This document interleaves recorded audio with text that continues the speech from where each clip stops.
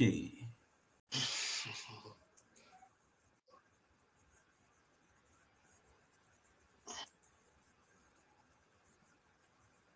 Okay, ladies and gentlemen, gentlemen, we are missing a lady on the platform. Uh, some of our tough talking females are, still waiting to see how far we go. But gentlemen, welcome again for another fascinating edition of the Khaki Dialogue. The Khaki's Dialogue is a platform that tend to engage the Liberian populace in meaningful discussion in the development and transformation of our country. And we have with us men who have been in the vanguard struggling for Liberia transformation. They have made significant contribution to our country. And whether we are in the diaspora or at home, we are still committed to those things that we did yesterday. And for that purpose, we come together every 4 p.m. to engage with the Liberian people through this platform on meaningful topics.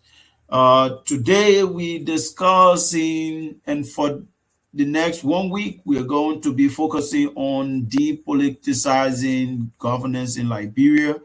And specifically today, we will be discussing insulating the civil service from politics and patronage. So, guys, we are starting now. I'll just allow each person to have 1 minute to do your introductory comment. And we'll start with Anthony Solomon Bull. Okay, good evening, gentlemen. Good evening, Liberians in Liberia and in the diaspora and lovers of Liberia at large. It's a pleasure being here on the Khaki Dialogue. Today, we're going to delve into how we can depoliticize our governance framework, our governance processes, our governance visioning, and how our government distribute our meager national wealth. We've observed that the politics of our country are getting so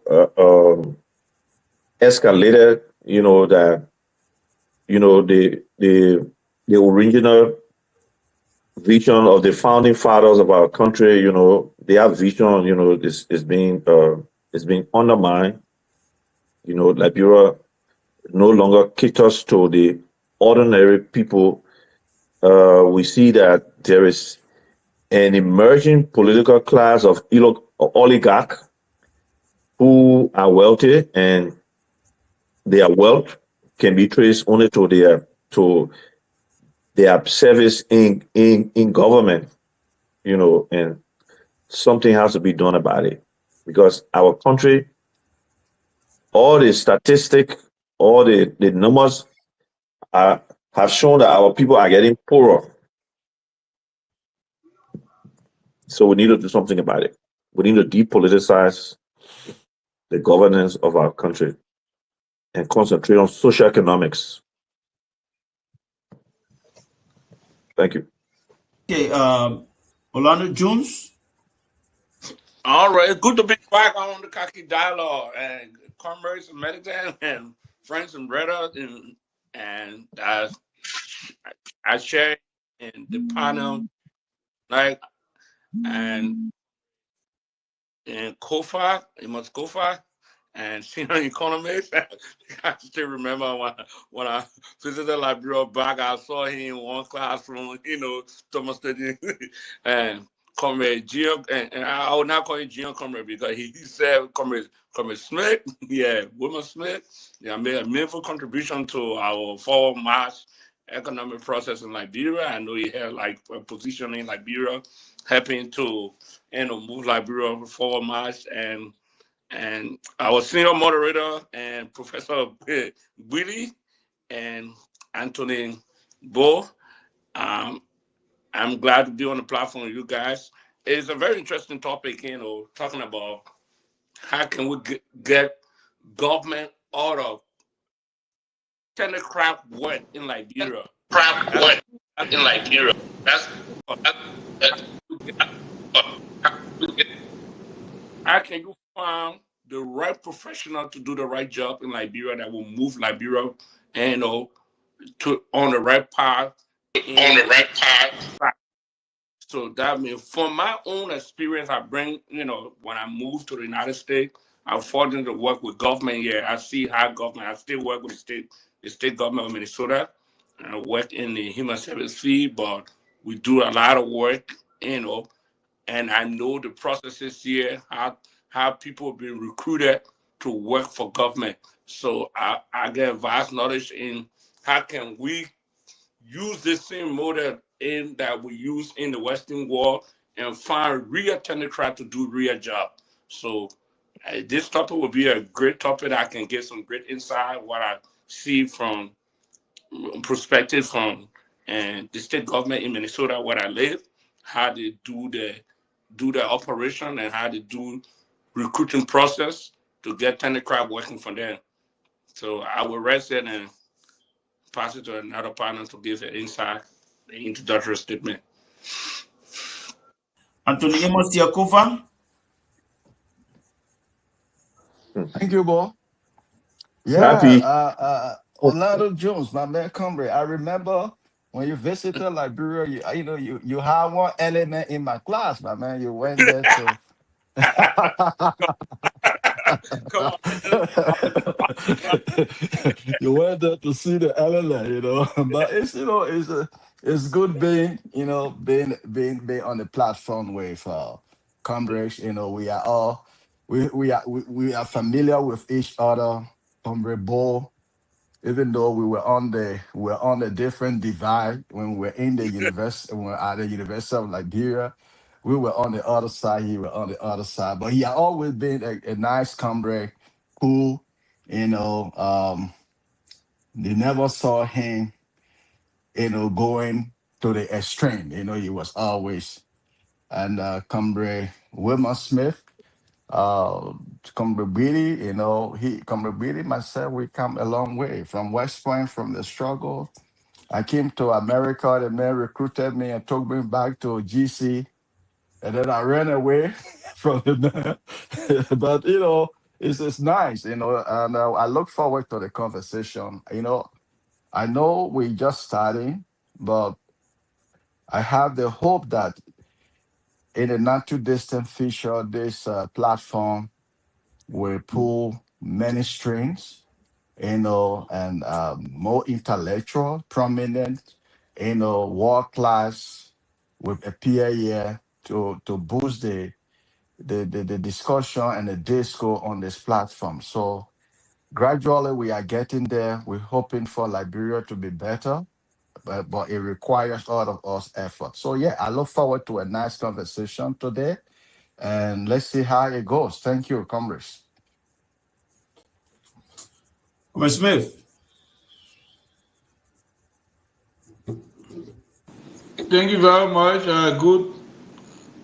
Good afternoon to all of you fellow panelists, and let me say good evening to the Liberian listening populace. It's good to be back here, second edition. Good beginning. The journey has started, and today's discussion is centered around the civil service, how we can protect the civil service relative to all of the reforms that have taken place over the year, how we can boost up the confidence of civil servants, for civil servants to get everyone living at home with that assurance that they are in a safe environment.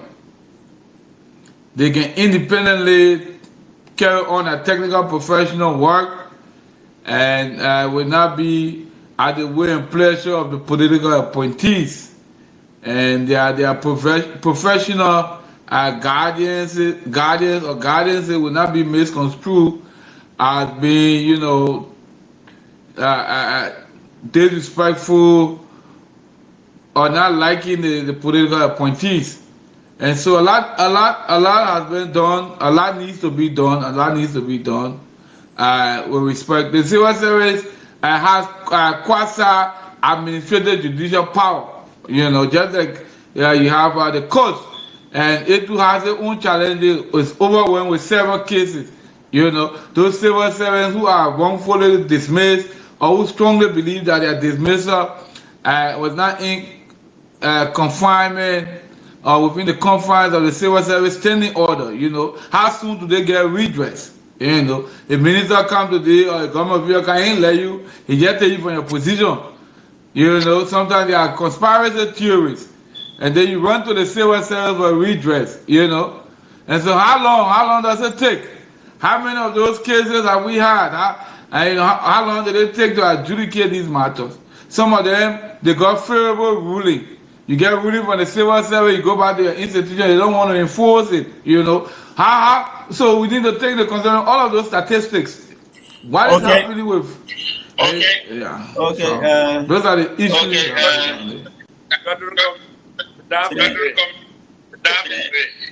There's The feedback great, coming from Orlando My man, Jones. there is an echo. My man, there is an I don't know. echo. There is an echo. I don't know. I don't know where that echo is coming from. You can see that in my office, so I don't have anything around.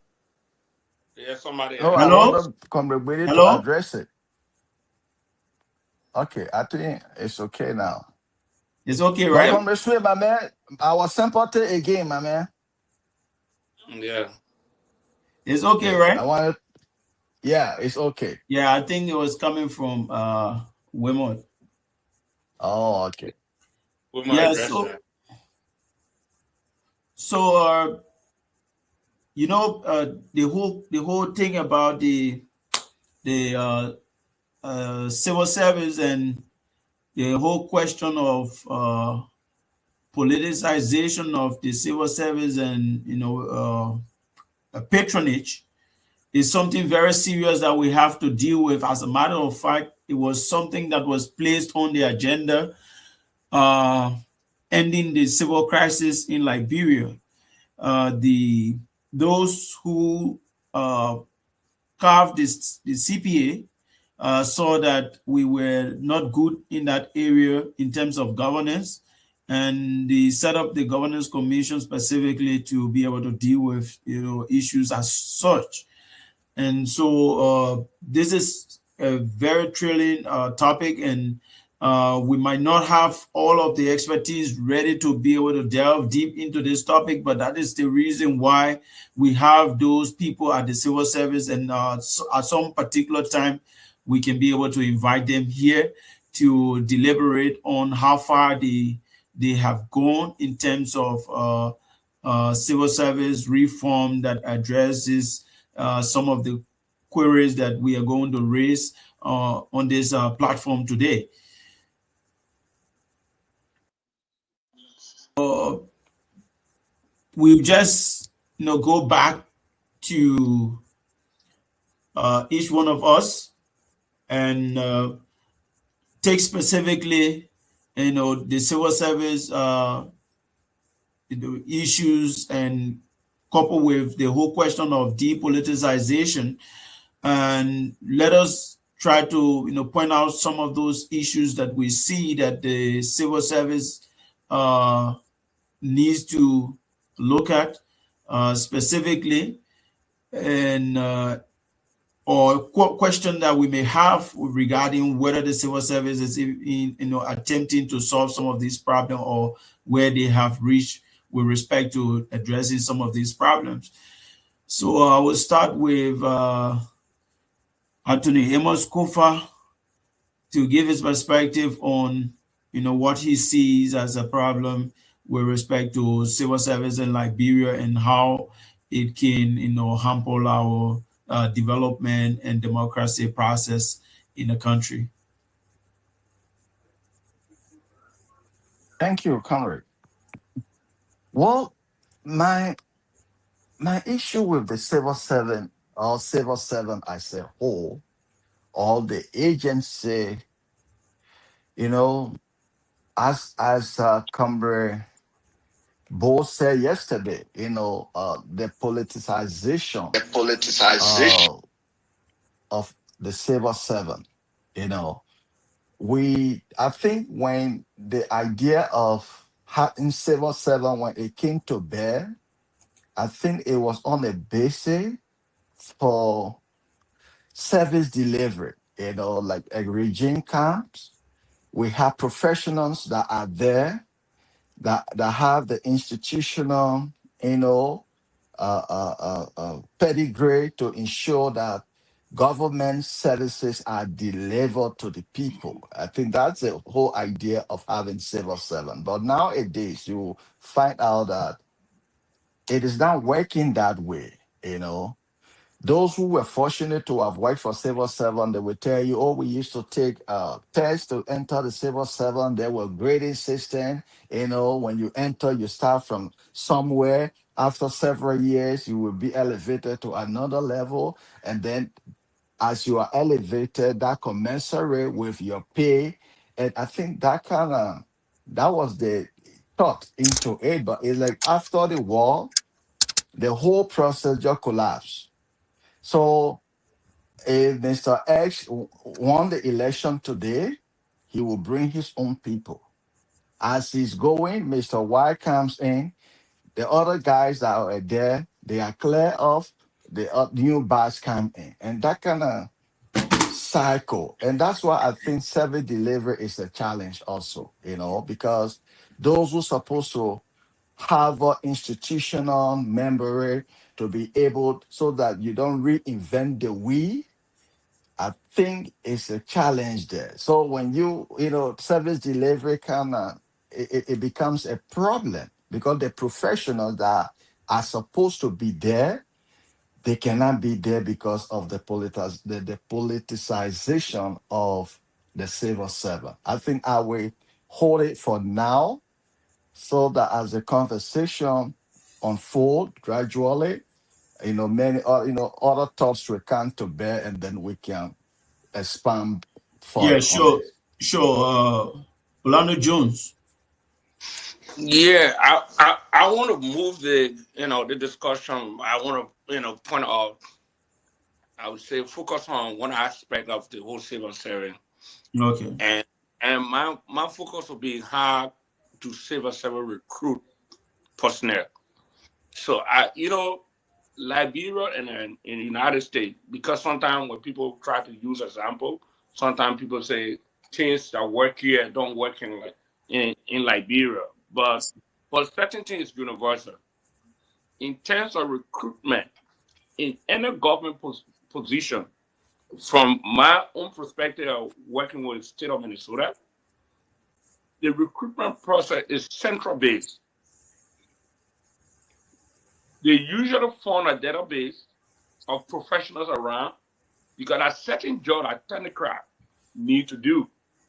They go to university, people doing certain courses, and they find a database of people that are involved in with the courses, and they know that the government need those people at certain like people study uh, geology, mining engineering.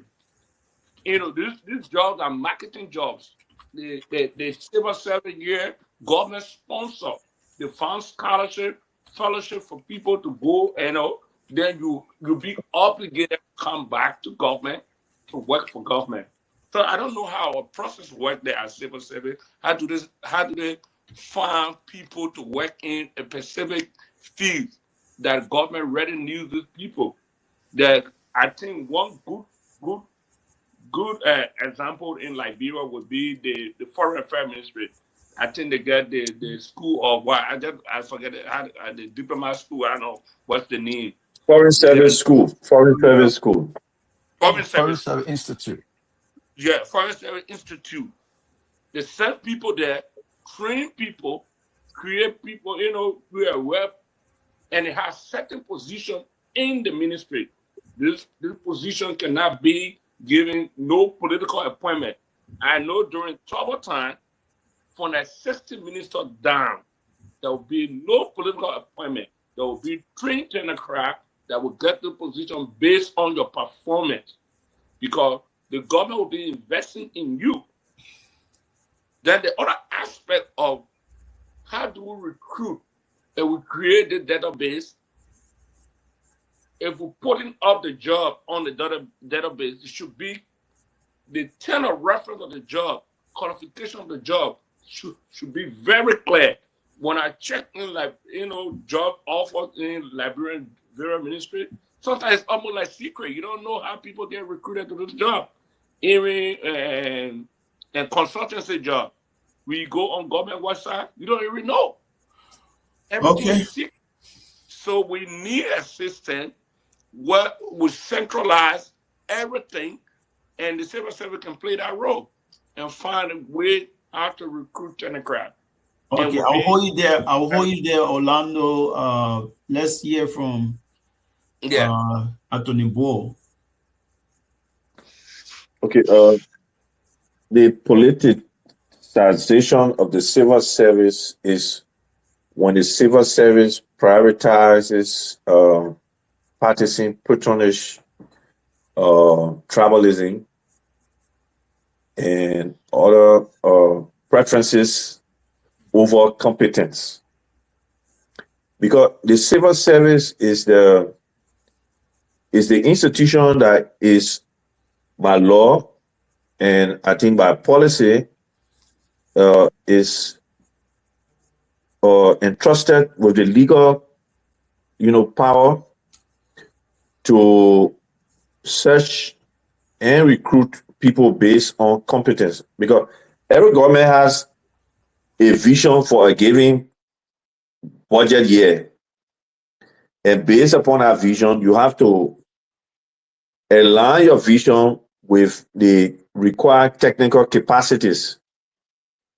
So you should recruit people who have the requisite capacity and competence to execute that vision. But in the process, if you start to recruit people based on partisan patronage and other preferences, tribalism, then politics takes preeminence over, competence and capacity. And that is not good. And the old people got a saying, say, when you plant okra, you reap okra, you cannot reap bitterball.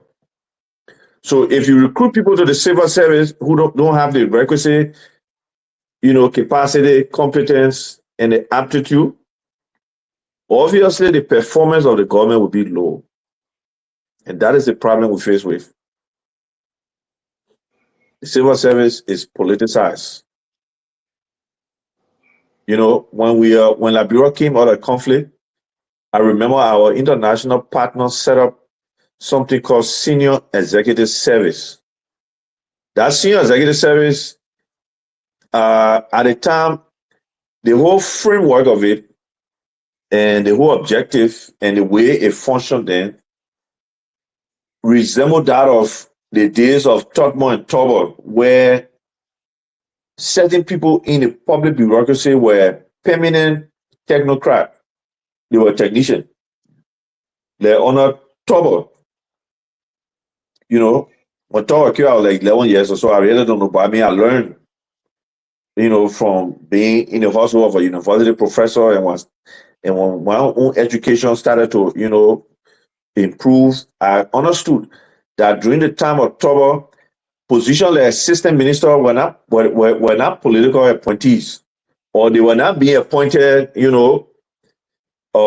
after every government came into being. They were permanent positions because those people were technocrats. They had institutional memory. But as we are seeing since the dual, the interim government and the Taylor and Ellen Johnson setting time, assistant ministers were appointed basically on partisan basis. Even that, Yes, there were some assistant ministers who were very technical, were very qualified. But a lot of the times, you know, Even deputy ministers, some deputy ministers were appointed purely for political, for political accommodation. So we need a kind of government that will have a very rigid system of recruiting people to the civil service, not only political appointees, because political appointees are assistant minister, deputy minister, minister, and commissioner, executive director, blah blah blah. But we need like for example the civil service. I think it's called the civil service commissioner. If I'm wrong, somebody can correct me. It used to be CSA those days. My understanding is that it has been made. The law has been changed and it's been made towards the civil service commission. So that civil service commission, I think they are managed to extend to all branches of the government, because everywhere public money is spent, a government institution are responsible to ensure that the government bureaucracy staff will qualify people. They are managed to extend. Like in the legislature, I worked there before. When somebody elected senator or representative, they just pay who they want to pay. Okay. They bring people to the Capitol building who cannot even write. I will hold you there. I will hold you there, Anthony Bo. And let's listen to Ms. Smith. Yeah. So, like the previous panelists have said,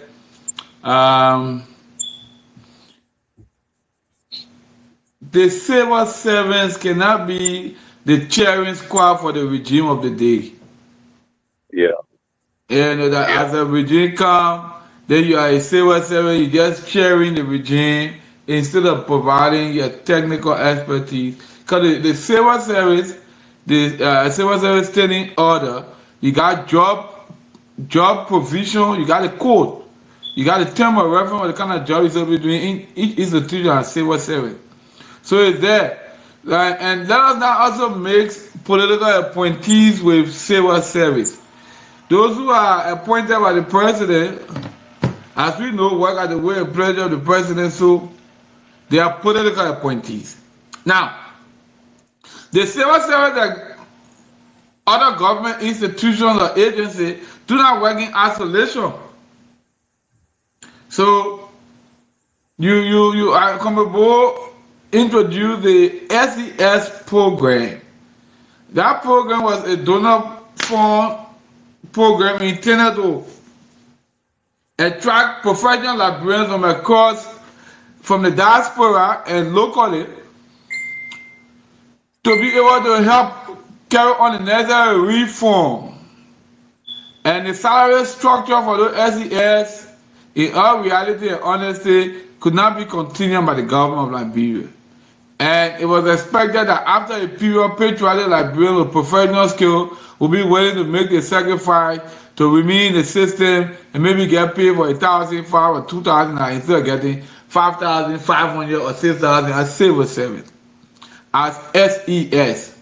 And so, how is the civil servant coordinating with the Ministry of Labor, for example, and the various universities across the country? All right. I mean, when you look at the amount of people who are graduating from the various universities in recent time, maybe in a year we're putting over 30 to 40,000 graduates from University of Liberia, University of at the AME University, AME Zion University, the Stella Maris Polytechnic, the Advantage University. We can just go on and name the various community colleges we have now, the Tubman University. So you talking about putting out 30 to 50,000 graduates annually now. You got Smart Institute, you got Stars University. So what is the bridge? What is that link between the university, the labor ministry, and the civil service to be able to clearly communicate, what are the job prescriptions available, how many civil servants you be able to take in on an annual basis. And so these things have to be available. Okay? So the civil service, because 99%, 95% of those who are graduating from our universities, the first place of work is to work within the country. They're not going to work outside Liberia. 95% of those people are being groomed for the local economy. And there has to be access to job. There has to be clear communication. There has to be transparency. Okay. And so, yeah. Yeah, Congressman Smith, can you? Congressman, can you close? Yeah, so like I said, a lot has been done. A lot needs to be done to make the civil service viable, to make it independent, to make it attractive. Okay. So I'd like to make a 1 minute point of information in response to Smith. Yeah, go ahead. Okay, Smith, maybe I may have used it interchangeably, but I clearly know the difference between civil servant and public servant. What I'm trying to say is that I know the president, has a political power to appoint people to serve his political interests. But what we're saying, to depoliticize our country and make development gains, is when the president making a political appointee, he must take into some consideration competence. Not to say, the president won't make every county to be on a cabinet. But suppose Maryland County ain't got nobody qualified to be on the cabinet. You force to put Maryland County there. That is a political consideration. If you say, every county should be represented on the cabinet, no. Or in every ministry, the ministry here, they don't have people from their county, or they ain't got people from their political party. Government inclusion. When a president gets elected, yes, he has his political mandate to execute, but he must take into consideration competence. Because if competence is preeminent, the government will perform. When the government performs, the public will consume, and the public will be served. That's the point I'm trying to make.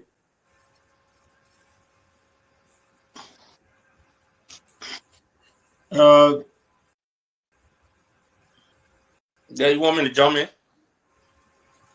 No, so I mean, this is a very interesting topic. Like I was saying earlier on, the civil service has been exploited in the past, and the civil service and the whole question of patronage within the civil service has been one of the reasons why the Governance Commission was given the responsibility to spearhead civil service or public sector or reform in Liberia.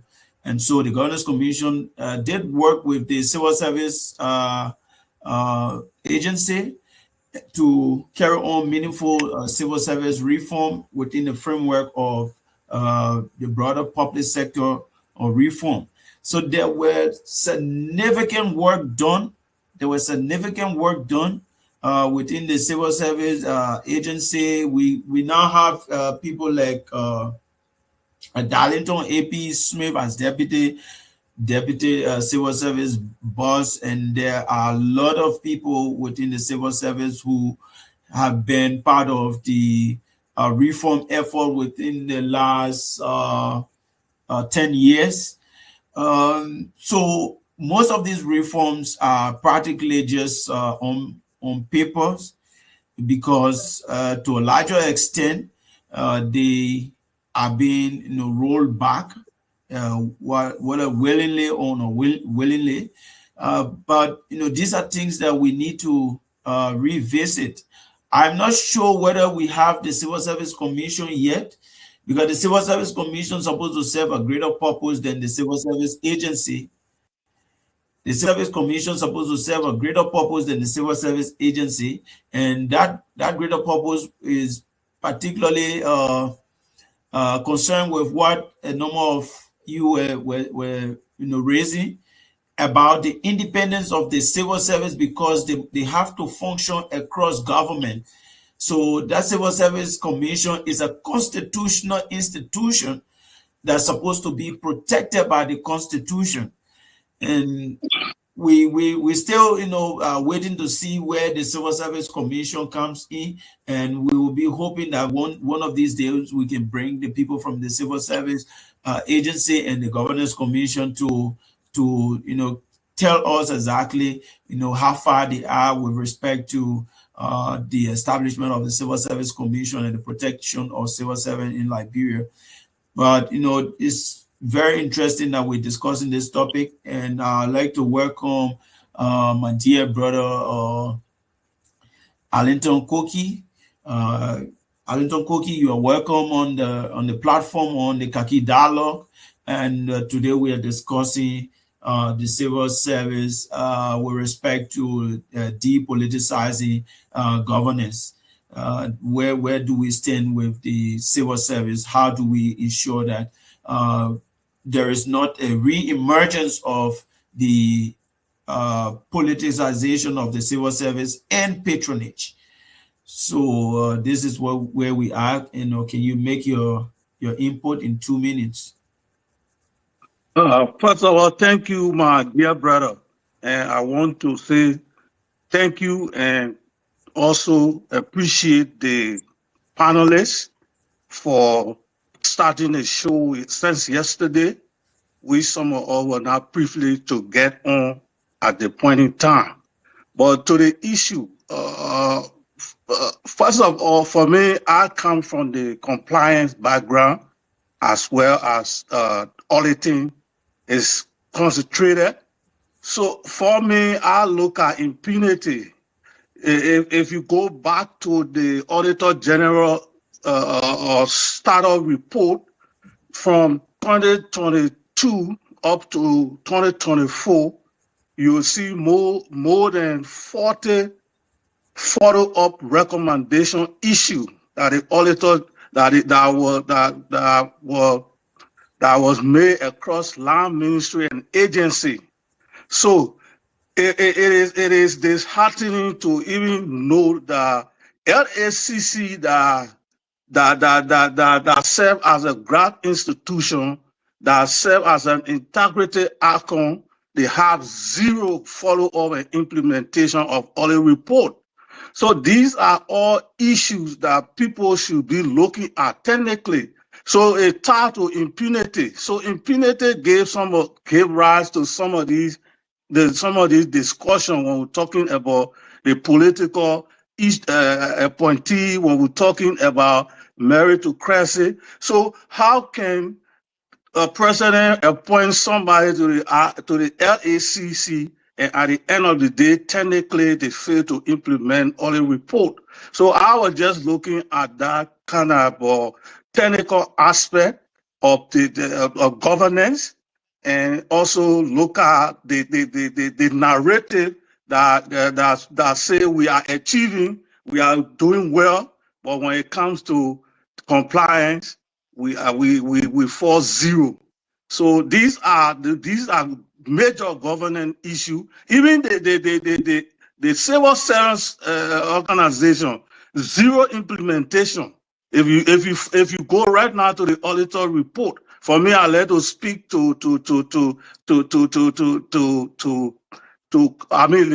by evidential matter. So if you go to the auditor report, the follow-up status report, these are grave issues. You will wonder why even MFDP is zero follow up. Yeah, all recommendation have not been followed up. Zero. So where do we stand when we're talking about achieving? If you fall short on the compliance side, how can you change, or how can you elevate the narrative that indeed we are achieving when compliance is a complete issue and it ties down to governance? So on that note, I just want to start that far. So again, I want to congratulate everybody. Starting stuff is very challenging, and those that were able to come on board, they serve as the real opener. And from now on, I think we will be able to adjust our time to also be present. Thank you. Okay, thank you very much, Comrade Koki.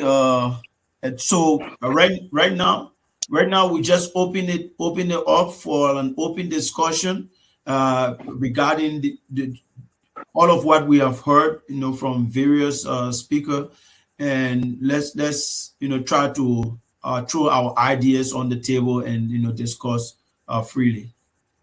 Yeah, Comrade Willie, yes. While listening to, most of you guys we recently were back home, were involved with the whole reform process with the good governor, with the civil service act, and moving to commission is not taking into effect. But yes, the thing that make it look politic, because every government come with some strategy how to deal with civil service. I remember when Eddie took over, she came up with the policy of downside and red side.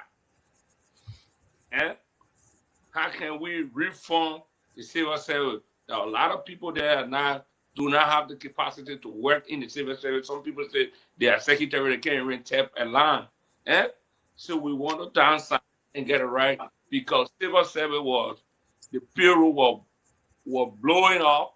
A lot of people, some people had a lot of goods need. Some people had what the civil service said, what they call addendum payroll. Because I work with Capital Benny, I worked with civil service before. So I work in the chief clerk office. I know they have some addendum payroll, some other local government have some teacher on the payroll, and I read it on subsidized payroll, all kind of things. So Eddie came with this red side and downside. When Eddie left, the Georgia government came because Eddie moved the budget, because civil service was already underpaid. I think before Eddie left, the minimum pay was civil service was what? Well, 150 United States dollar. They used to have pay in two different categories, and the Liberian data component and the US data component, and they have pay in that. So when Georgia came, because the whole thing about politics, Georgia don't want to move most of the people that were already in government, because they don't know who one of them voted for him, and he wanted to add more people in government. They increased the payroll again, so they went to another strategy, and that's why some people now blaming George we are that a cause of a removal from power. Let me give a piece of information on that. So that means harmonization came in. So I the last time I was listening to a couple of people who were in government, the former finance minister Samuel to defending harmonization, and so let me give a little piece of information on that. Yeah, because when I joined the senior executive service and I went to the governance commission on the issue of the before I even joined the senior executive service, we were with the civil society organization, and we were particularly concerned about downsizing. The foundation the Foundation for Human Rights and Democracy criticized heavily the issue of downsizing under the earlier administration, and we engaged the civil service agency, and then they had to change the name from downsizing to right-sizing. By the time that process was over, you can establish from somebody like O'Brien Newman. By the time that process was over, the actual size of the civil service was like 32,000.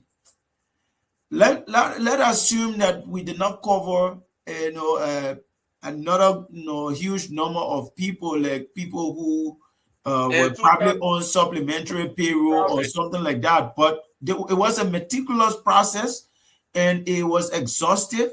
It brought the civil service, the wage bill down to like 32,000 civil servant. And I believe that, to a larger extent, that could be, a reasonable size of the government bureaucracy. But before the early administration left power, you have to be able to verify the number. They probably took it to almost like 60,000 before they left power. So that is something that we have to be very, critical about. We got to know the number at which they left it, because people actually, swear the ranks of the civil service in spite of it, being 32,000 when the downsizing and right sizing took place. So I guess the information I want to put across. Yes, so just to conclude on it, because we're talking about how the civil service is involved with the whole politics, because we get political leaders making policy statements for civil service, and because they want to certify the partisan, because everything, government is clearly the government is the biggest employer in the country. So that's why you see everybody involved in politics, eh? So you can't get involved in politics at the end of the day. You want job. It's all about job. Yeah, I see some people. I went back to Liberia. I still remember. I know one of my good friends who was the finance minister. When I got out of the finance ministry, all the guys, oh man, you came for your job, man. You came for your job. I said, I beg you guys. I just need a visit. I come to go back because the whole country just focus on what about government job. Nobody think about creating private sector job or investment. Nobody think about business. Everybody that live in America, you have some guys and they go to school.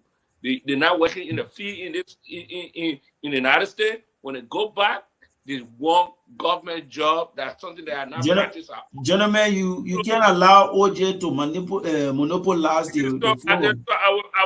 I will rest. I will bring. No, I mean it's an open forum. I'll only come in when it's necessary. For me to conclude, okay. So people can interject.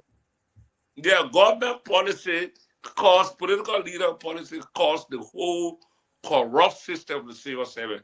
It's a difficult thing to fix, but we need that commission to start a real reform from this khaki dialogue. We get some real people here that can put in common sense policy that will bring our civil service back to pass.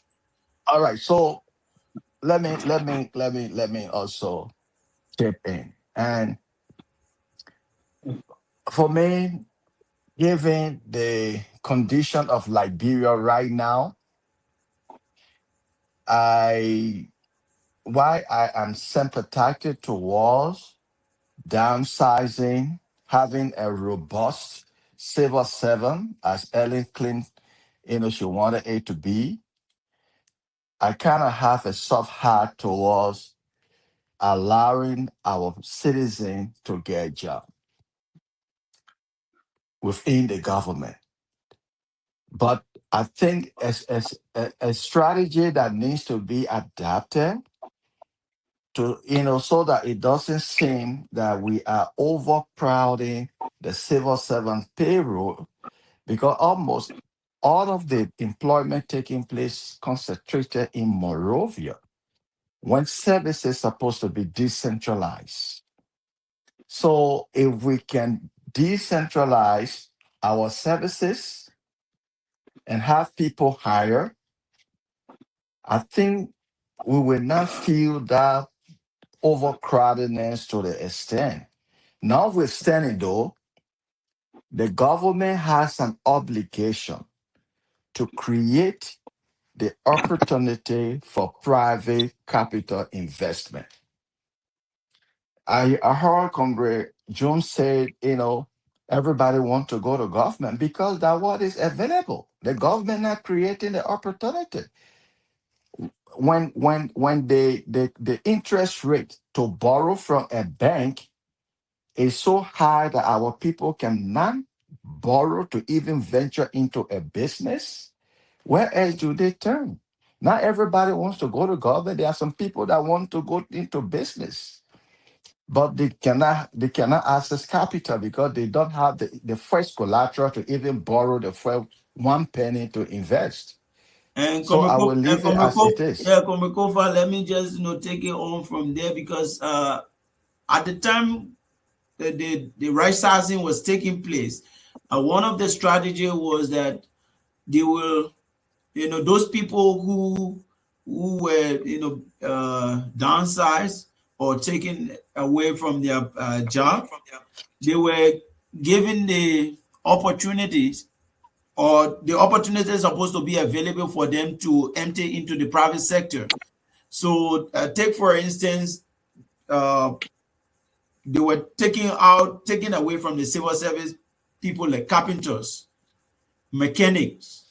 So if there are mechanics all over the ministries and agencies, and then you sever them from their various ministry, they want to put them into a pool and give them the necessary financing so that they can open garages.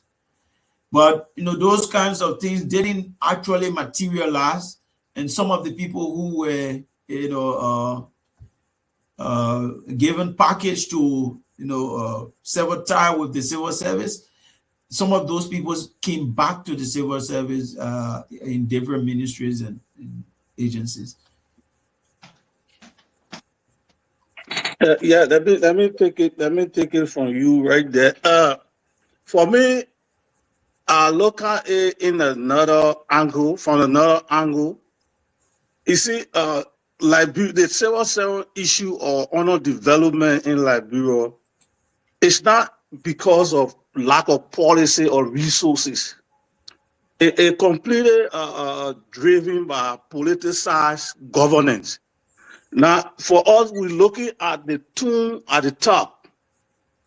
The tune at the top, if the message is strong from the top, it has a trickle-down effect. Now, I was part of the reform activity that they were talking about right sizing and anything. They gave people packages, especially from the context, from Ministry of Finance.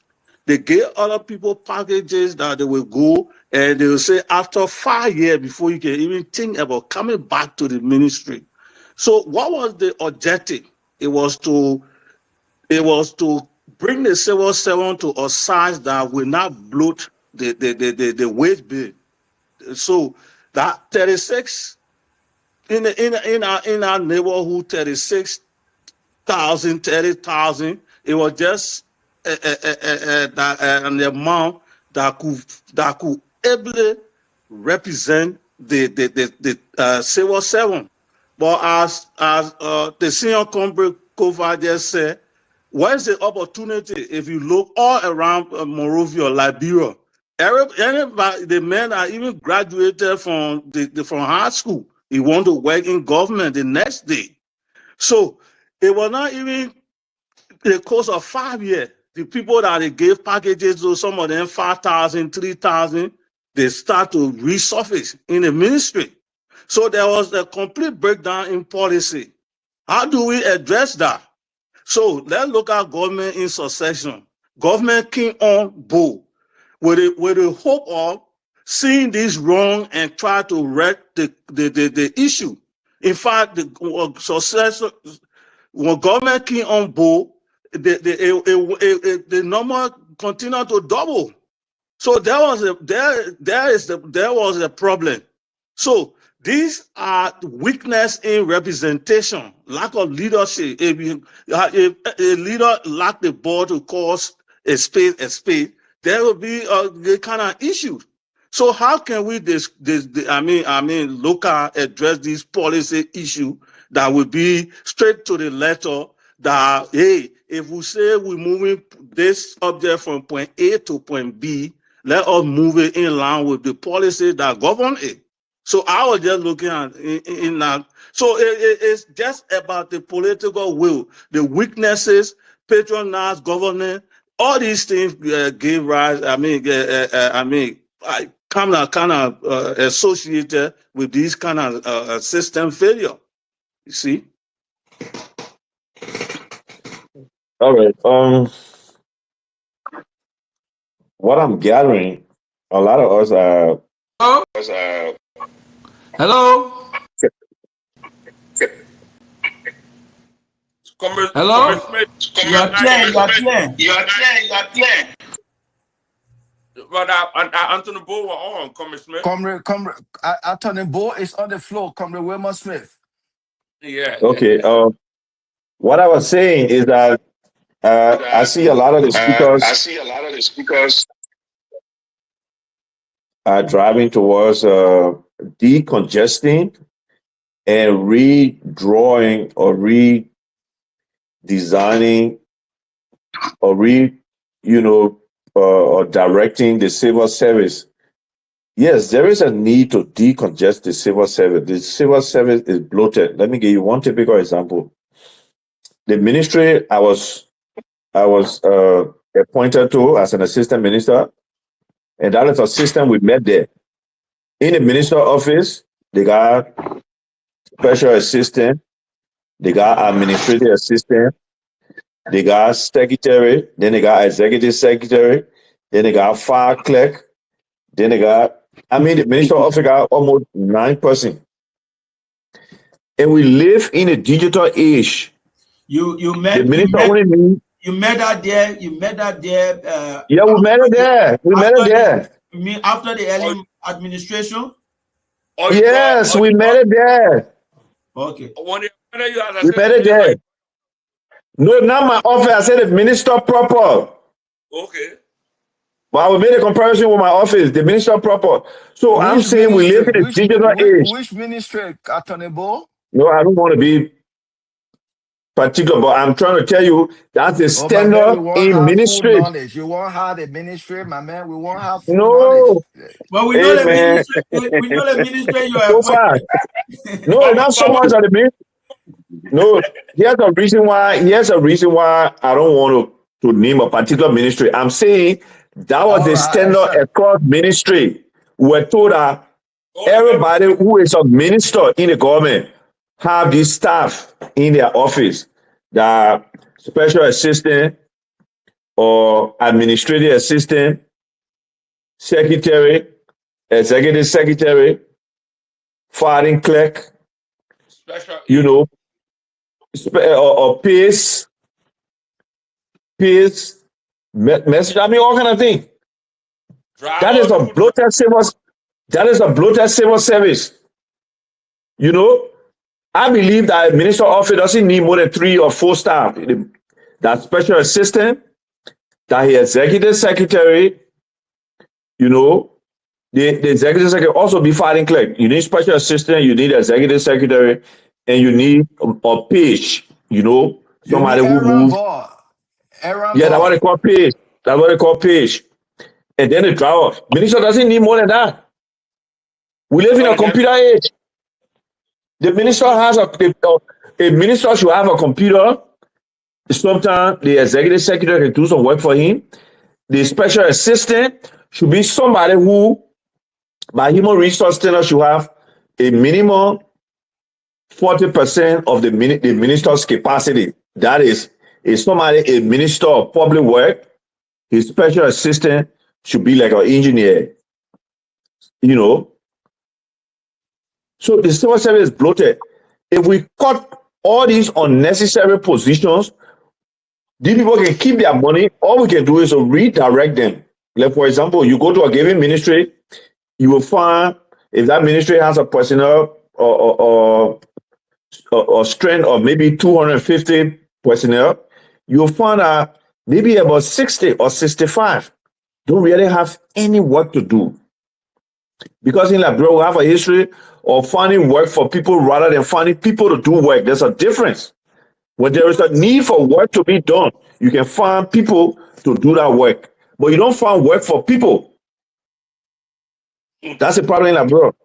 So we can decongest the civil service and we can redirect the personnel. For let me example, know if that you take Anthony Boo, work for people uh, and people for work. Get it still clear. What's the you don't difference? find work for people, you find people to do work. Okay. Hello? Yes. You don't find work for people, you find people to do work.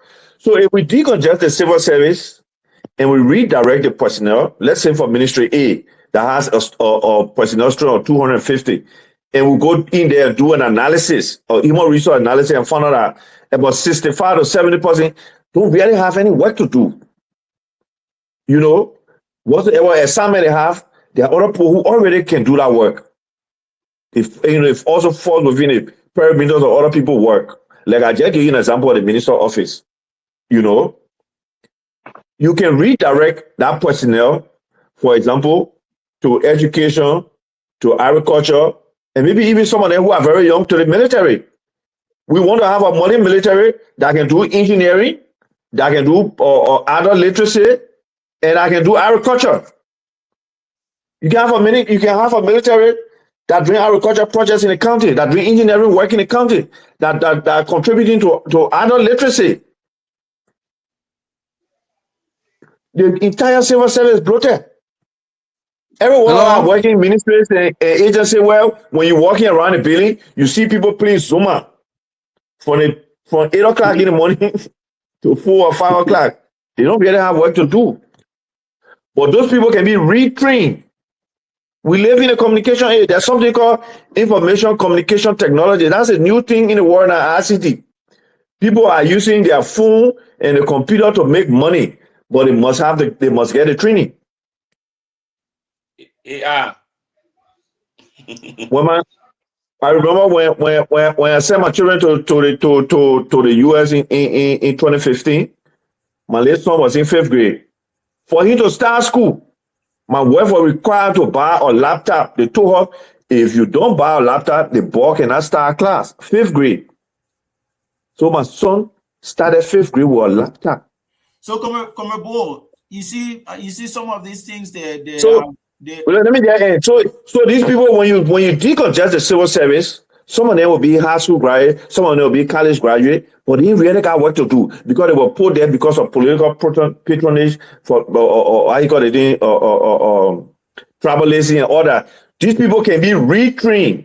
They can go to the counties. You're not looking for new money to pay them because they already got a salary. But you're redirecting them. You can send them to the counties and they go train. They go train young people in elementary school, high school, junior high school. That's why they put there in China. You see China developed today on a Mao. My man, they made a top pro from the city and sent in the interior. The man who president today, he was sent to the interior. He spent 16 years there. The man who president of China today. So you train people, some of them you train them, they go in districts, in our districts, and be agriculture animators. You know, young people who are trained to mobilize the native people or the local people, to engage in agriculture, commercial agriculture. Yeah, so some of these things, some of these things that you're talking, wait let me 1 minute, then you come in. Some of these things some of these things that you're talking, they're on papers. They're on papers. The civil service has a lot of strategy, particularly referencing these things, but most of them has collapsed. And if I should point to one reason why they have collapsed, is the very question that we try to address: the politicization of the civil service. Yeah. Now everybody appointed to the civil service boss is owing loyalty to the presidency more than the civil service bureaucracy. And so if they are doing that, then by extension, with the volatility of our political system, the party chairman for one political party can also influence the civil service boss to or the ministers to bring in people, and the ministers can influence the civil service boss, to be able to allow some people who were able to contribute, to the emergence of the new administration to power. So the documents are there. We have experts that actually vetted the system, they assessed the system, they came up with very good strategy. The strategies are available and they relate directly to some of these things that we are mentioning today. So it's important for us to find those technocrats and call them on this platform to be able to address some of these things. Comrade Smith. Thank you very much.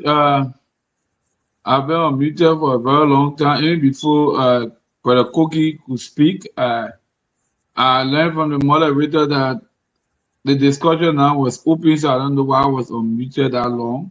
You were muted because your feedback was terrible. Yeah, and I think you are giving me that notice. I think you are knew why I was muted, because you said a general conversation and then I'm muted. I don't know why I'm muted. And that's not having said that, Mama will conspire against you. Having said that, Having said that, I think we into semantics. We're engaging the most semantics of the practical issue here. Komekova, you took a leap from Komebo statement when you talk about creating an enabling environment to strengthen the private sector, which is a fiduciary responsibility of the government. The government is the one who have to create that enabling environment to strengthen the private sector, to provide subsidy for a small, medium businesses, live businesses in the private sector. Then you can move people into those directions. And the community keep emphasizing on the work that GC did. Even the GC, before it began, GC came out of a reform because the GC was just should end up with the comprehensive peace agreement. So it had to transition. And as the GC transition, the GC in her technical work provided several professional recommendations that led to the creation of several public institutions. All right? For instance, Legis came out of the Ministry of Planning around 2009, 2010 there. LRA came out of the Ministry of Finance. Okay? The Ministry of Commerce was merged into the Ministry of. So there have been a lot of chemistry. And why don't the National Bureau of Consulting, for example, came out of the Ministry of Finance? So as these new institutions were created or have been created, the National Road Fund, they need to be staffed. And so the very right-sizing policy became not effective from the very beginning of this policy because it needed people now to serve as civil servants in these various institutions. So the issue is with the political will of the central government. You talk about decentralization, you must have the same equipment, the same infrastructure. How OJ talk about harmonization. Look, guys, situation where you find out, but you will agree with me that Liberians are going to take charge of their own economy. They into buy policy where they are going to create this capital industry along the Somalia Drive, where every government office, chair, desk, we're going to be purchased from. Remember that? I found that was just a mere proclamation. So you have to make the thinking practice. All right? Come on, OJ. For example, you were talking about your friend. Recently say add 120 engineers to the budget. All right? How does that strengthen the private sector? How does that attract people? Okay? So the job availability is important, the incentive is important, the infrastructure setup is very important. That 30 seconds are prospering for Billy. You get that? You are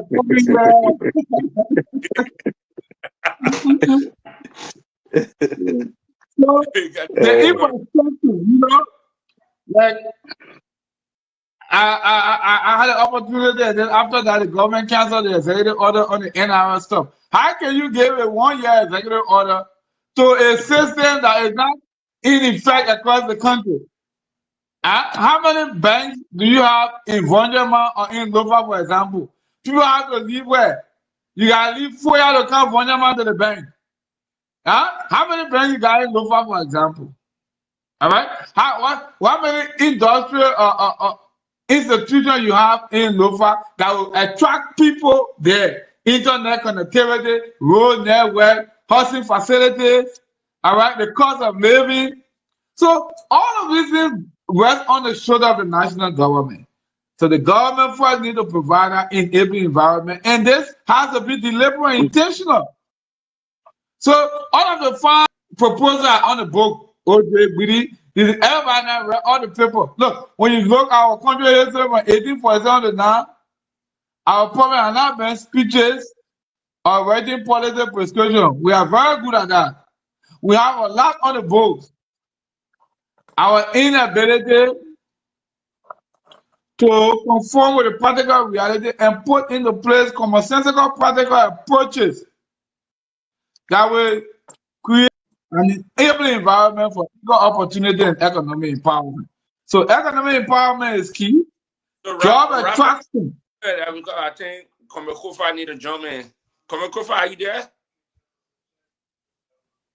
Yes, I'm here, bro. Yeah, you can jump in. Take it from you Komeko, Thank you. I've listened to all of the panelists for over 30 minutes or so, and No, I'm muted. Everybody spoke for nobody Well, went above. I was muted, and I'm picking back on all of the issues I heard from you, from Komekofa, from Yeah. Koki, from Anthony Bo, from Komegwiri. That's what I'm tapping on. All right. So I'm tapping on what your contribution, and I'm also buttressing what you said. That's why I'm proceeding the way I'm proceeding. So Yeah, Komekofa was conclude, bro. right. Komekofa was right. Look at the local businesses. The time you get them for in a loan recovery period, you get a good loan, small loan, $1,000 US, for example. You get it in 30 days or 60 days. They just paying on the loan. The amount of the premium. How do you expect that business to develop? I said that a lot. How many millionaires have the Liberian government created? Local millionaires. Look. To So, provide subsidy for your people is not a crime. that we focus on right now. What system or what When you provide, when you or produce millionaires, when the private sector and get involved in businesses, when they create businesses, they will provide job opportunity. That's the point I'm making. So subsidy in the private sector for Liberia, you said like policy, all the things on the book, liberalization policy. How effective are those policies? What are we doing with liberalization policy? Our businesses You know, are reserved, giving the Comrade Liberians. Smith. really Yes, they may 30 seconds you can wrap up. Okay, So okay. Yeah. So I mean, I no, the forum is free right now. The forum is free right now, so you can interject in yeah, let me Yeah, interject. some of what he's Comrade saying. Smith. Comrade But Smith, let me he's making interject. a very valid point. Like I like the point that he made about how many Komekofa, millionaires have I will government deliberately made. You know, Komekofa, let me interject, Comrade Smith. no, but let me ask the question and I'll pass it. All right, yeah, but ask your question. Ask your question. Yeah, I want to direct the question to Komekofa. Komekofa, because we're talking about policy prescription, what working for Liberia and what not working for Liberia. So giving everybody input and giving the background that Komebili give up and how the civil service have moved, they are trying to move to the commission, what have been working for them and all of the problems. What your own for your own, yeah, what will work for Liberia and what is not working for Liberia. I want you to address that. But you know, Comrade Orlando, you know, many times when I think of Liberia problem always compact complex. To really deal with Liberia issue because the way we do things in Liberia, to the extent that if I love or if I'm a supporter for Attorney Solomon Bull, I don't see anything wrong with Solomon Bull. Even when Bull goes astray, I will not have the God to chastise him because that's my political lean. And so, but anyway, assuming that Liberians are willing to change on that premise, as an economist to yourself, the Satara's parable, all factors being constant, that we are ready to move the country forward. For me, with the civil servant, I would think that we should even elect the civil servant director or director general or whoever, that they will be free from appointment. They cannot be appointed by the president, but the people themselves will elect him for a particular time, and that they can do their job. Or I'm not sure whether they have a tenure. If they have a tenure, but it has been proven that even with tenure position, president can stay, suspend, and do anything, and nothing comes out of it. But with what these people need independence, and if they have the independence, they are able to effectively dispense or implement the policies that are on a book. I think they over the superior presidency also is a problem in our country. All right, that the president can do anything and nobody can say no to the president. Maybe there where we can begin. And then decentralization. Can we give some more power to the local authority so that the local authority themselves can also try to develop their economy and employ people at the local level? And then we are not crowding all Morovia, and that some of the power can go to the counties and the cities. Yeah. So that will start that far. Maybe one of the countries to have an addition or subtraction. That's the initial approach I would think we should begin with, comrade. Yeah, I agree with you with that, and because maybe we will have some knowledge on this because you said they have been moving to commission. So I don't know if the commission will be like a 5-man or 3-man commission. They will have a commission that major decision or policy making and statement will be put into vote for it to be binding. Because if you come up with a commission, you should have people on a level will be voting for major decision making process. So I don't know how they're going to do it because you say it's still in the work. The civil servant moving to a commission. I don't know what we can Well, I share thought some the more. commission was already concluded. No, they said I not moved to that level yet. I think there was a proposal.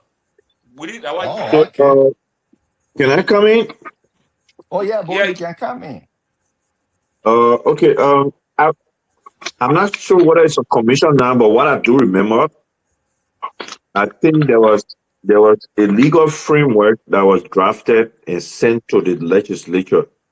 I believe it happened at the end of the Ellen Johnson Sirleaf tenure, and I don't remember the we are administration acting on it. That is, following up with the legislature to pass it. But the legal framework has already been developed for the civil service agency to be the civil service commission, because the vision there the vision there is for a non-partisan institution, that is constitutionally guaranteed to take effect and manage the entire public service. You know how you know staff are recruited in the legislature would fall under their mandate. Because, like I told you, I work in the legislature before. I work in the Liberian Senate. When a senator elected, they just pick people from their county or people from their district, and they don't even take into consideration competence. You know, and that affects the service delivery. That affects performance of the government. It affects development. You know, so like we started, this topic is about how we can depoliticize the civil service for national development. And I was saying the civil service is bloated. We need to redirect civil service. I think right now the civil service trend stands. I mean, women was our leaders. I think you should have more access to completely. statistics than everyone of us here. I think the current strength of the civil service should be around either 28,000 or 38,000. I'm not sure. 70 plus You, thousand. They you got double that. Double, Yeah, double, almost yeah. 80. It was The judge, 35,000. women know about that. yeah. Well, he's. I think his What internet about not coming through. Hello? Yeah. Yeah, the civil service. What is the strength of the civil service? Should be So 62,000. leaders deal with the labor statistics across the country for both formal and informal sector, both private and public sector. Okay, so I know. the civil service is the government of Liberia is the highest employment in the country. That is over 75 thousand for Wow, civil wow. service. I was thinking 38,000 now. So the point I'm trying to make here, the, the point I'm trying to make here, let's put it at let's just put it at 60,000 or maybe even 50,000. I want to believe about 25% of that are people who are either not doing any real work or who doing work that somebody already exists who can do it. Like for example, I gave the example, I said the offices of minister. You got executive secretary, you got secretary, then you got filing clerk. But we know that when you recruit a well-trained, experienced executive secretary, she can be filing clerk also. She doesn't need you don't need a filing clerk. You don't need a receptionist. The minister office got page, you got executive secretary, you got special assistant. You don't need filing clerk, you don't need receptionist, you don't need that. But these people, they already got to pay. So when you're redirecting them, retraining them, it's not going to cost the government a dime. Let's assume somebody's a fighting clerk, they're making $250 US. And you're redirecting that person to train them to teach IT at elementary school or junior high school in the counties, which will contribute to development. It's not going to cost the government a dime. You're only going to provide incentive for the person to relocate. I mean, that is just an example. You can retrain new people to be teachers, good teachers, where the concentration is STEM, science, technology, English, and math. And what STEM stands for? Exactly. Yeah.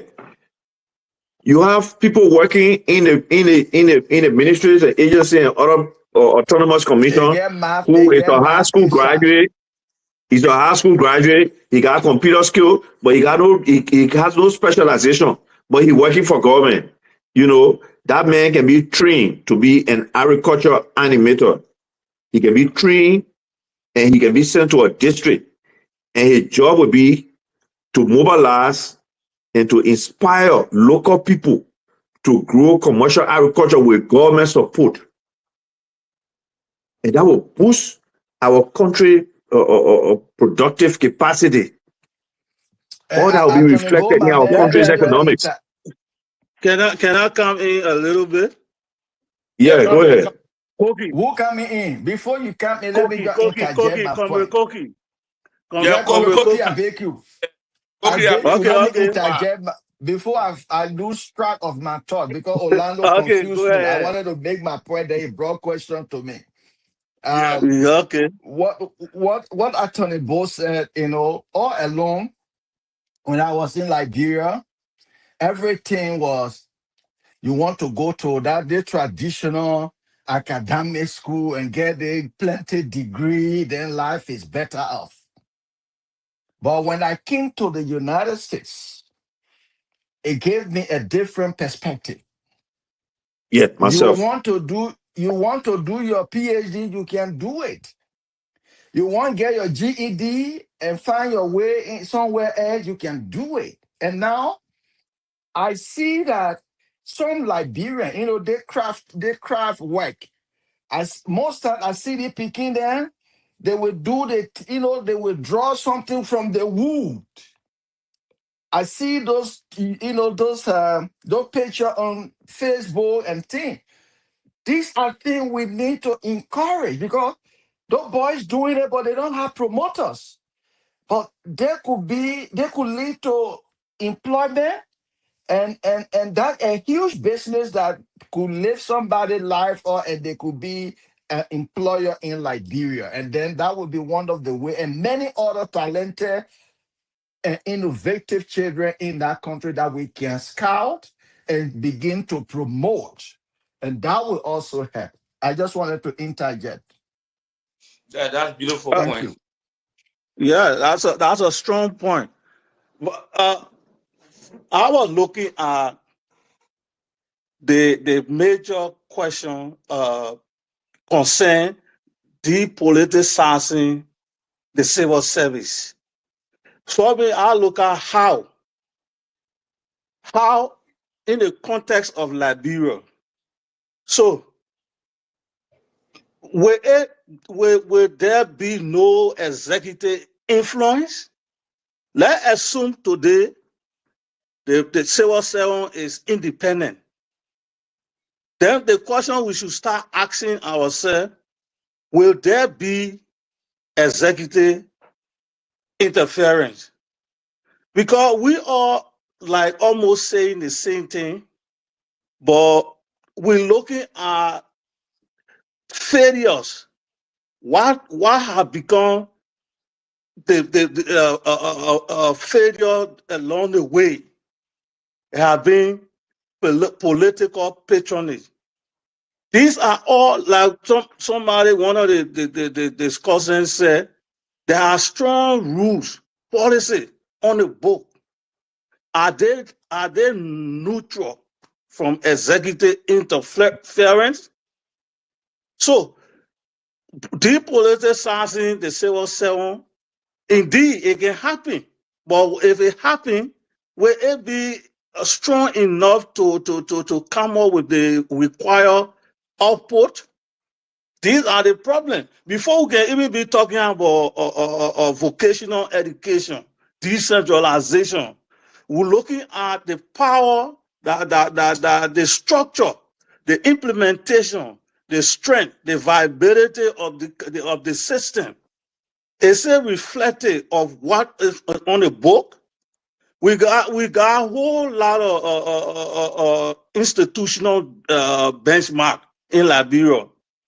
Ellen may do little to curb corruption, but one of the strong things that Ellen we can look at as some development. It was the institutional framework, like where we get the IAA, the LACC. These are strong institutions, but are they void of political executive interference? No. The president will stand right here and say anything and redirect activity from these independent institutions. So if we discuss the whole thing about decentralization, how if we assume that it become depoliticized, we assume that it become depoliticized. Let's say it's independent. It go to some penny startup. Will it be free from political interference? So that kind of question already came to me. So if we have all these laws on the books, what are the problems that these laws can be implemented? Then we look at it, then we look at leadership, we look at integrity, we look at accountability. So that's my point. Let me jump in there just to Yep. not bust your point, but taking it from a different perspective.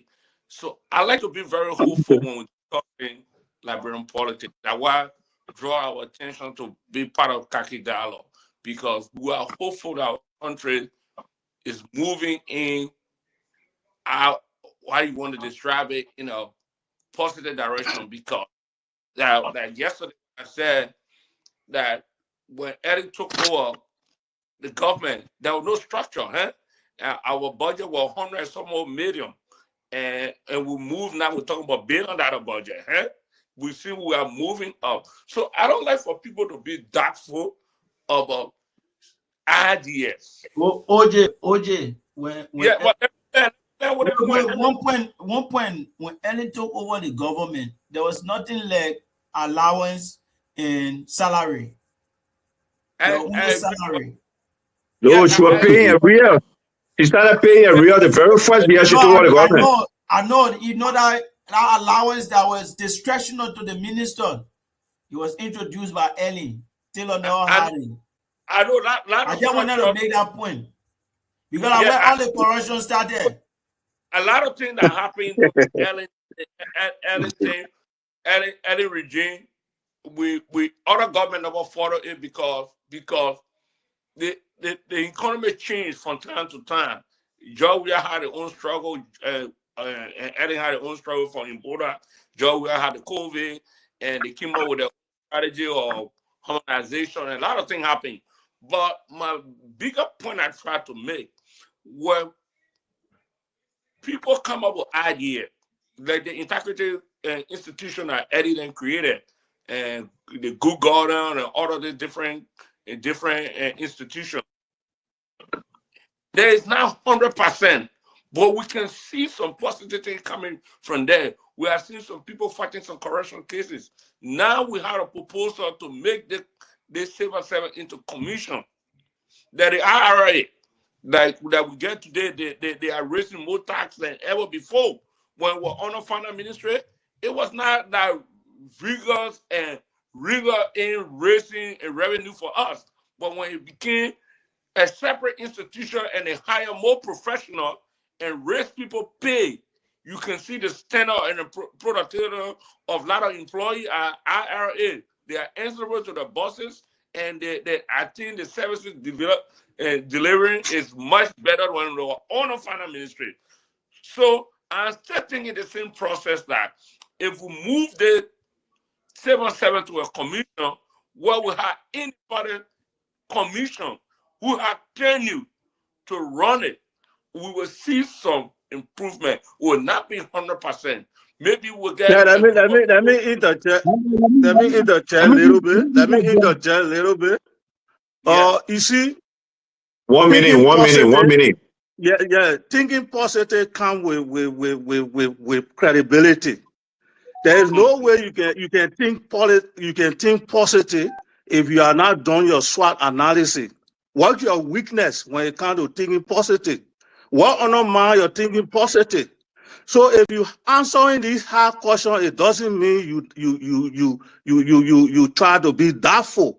It's about coming up with those kind of mechanisms that you will be able to correct the wrong or any deficiency in the not too distant future. So all these things, the LRA you talk about are winning all the accolades when it comes to collecting revenue. If you go to the audit report there, they got zero implementation when it comes to audit report. What? So how do you? So these are weaknesses that you and myself will not see.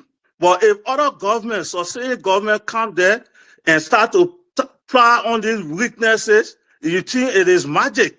That's not magic. But there are some other healing accountability issues that were not implemented. Those are thank you. Questions you ask. Thank you. So you see. Okay, gentlemen. 1 minute. 1 minute. Let me make 1 minute point of information. The topic here is how to depoliticize the civil service for national development. That's the topic here. Let's stick to that. How we can when we talk about depoliticizing the civil service, we're not only talking about the institution. We're also talking about the two kind of staff or personnel that are in the civil service.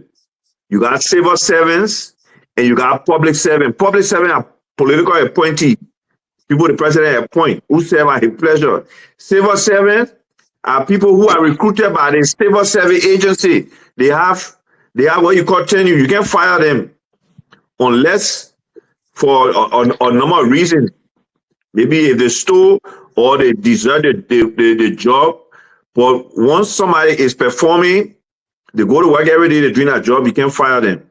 So we talk about how we can depoliticize these people, if the appointment and recruitment process and how they function so that our country can achieve development.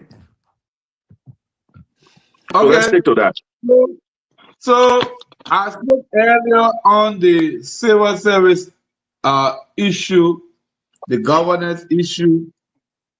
So for example, you see a lot of people out of the country for capacity building, for graduate studies. Do they come? How many of them come back to serve in a same position?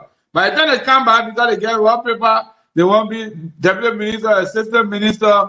You know, all these leakages have to be dealt with. OJ, you were talking about LACC and the past government.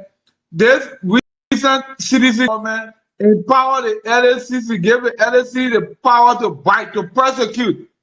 So most of the reform that I will carry on and say, they were welcoming. Some of them are OJ, fully you're all included. shut down. And then I tell my phone and I Some recall. of them to meet the donor requirement. Some of them are intended to meet the HIPAA completion process, to meet the 11 triggers. All right? And so you have an opportunity, for example, that the LSCC now can prosecute. Under Georgia made that possible. He passed that in the act that people who are still in the country must be prosecuted. LSCC can do that. So the issue of the civil service is resting on the shoulder of the central government. Anthony Boy, you talk about taking people with a current salary to reclassify them or redeploy them. If you talk about them who Redirect making them. 200, To redirect them. He said yeah, redirect. redirect, you redeploy them now. So you want to redeploy them, who lay West Point the 200, he's making all the 150. So across the board, now he's making one across the board the bare minimum. It's still a challenge. So somebody who making 75 into the house, $100. You want to take in her or her and go redirect them in Nima or Bon County. All right? Who's going to take care of the rental issue, their living issue, all these issues? So that's why we see the government has the greater responsibility to create that enabling environment that people from the Western region will not have to live on there. I mean, on a skill, on a life skill. To come moreover, everybody come moreover, so concentrated because that's where the government job is. All right? So if you have that enabling environment, people from the rural region will be, all right, you are in America today for greener pasture and better opportunity. All right? People who migrate, that one of the main reason why people migrate besides sickness, because you think America will provide the opportunity to work that you said, with your late, like Anthony Cooper said, with your late GED, you know, you can also do your 8-hour, 12-hour. You can be able to pay your bill. When you get sick, you know you get better health care. That's why you migrating here. So if those in every environment are provided for the civil service by the government like Liberia, what's going to happen is that somebody in Bon County will be comfortable working in Bon County because electricity there, the living condition is up to the same level as Monrovia. They can work and make that $200-300 and be able to take care of their family. You can have internet connectivity. You can have good health care, all those kind of things. So the government is lacking the political will. That will. You talking about what you are talking about 1.2 billion budget. What good is that budget? How does it address food security? How does it address job creation of job and strengthening the private sector? That is where the focus should be. Outside the public sector, agriculture is the second highest sector when it comes to employment. And you still depending on taking 40 million from grants and loans from international. No serious country food security issue can be leveled outside of. So the key issues, the core issues are being left out, and that is the only way we can direct and make the civil service viable. The civil service, to decentralize the civil service, there has to be the political will, and we have to ensure that we have a stronger private sector. So you don't want to blow the civil service. The program is saying, I want to need jobs. So you're saying that the private sector is redirecting it. What are the infrastructure? What are the systems in place to address that? Yeah, so very important point. I think Let me respond to the question. Let me respond to the question. Yeah, go ahead. Okay, so I talked about redirecting civil servants to meet other needs, emerging needs that we have with the demands of emerging time.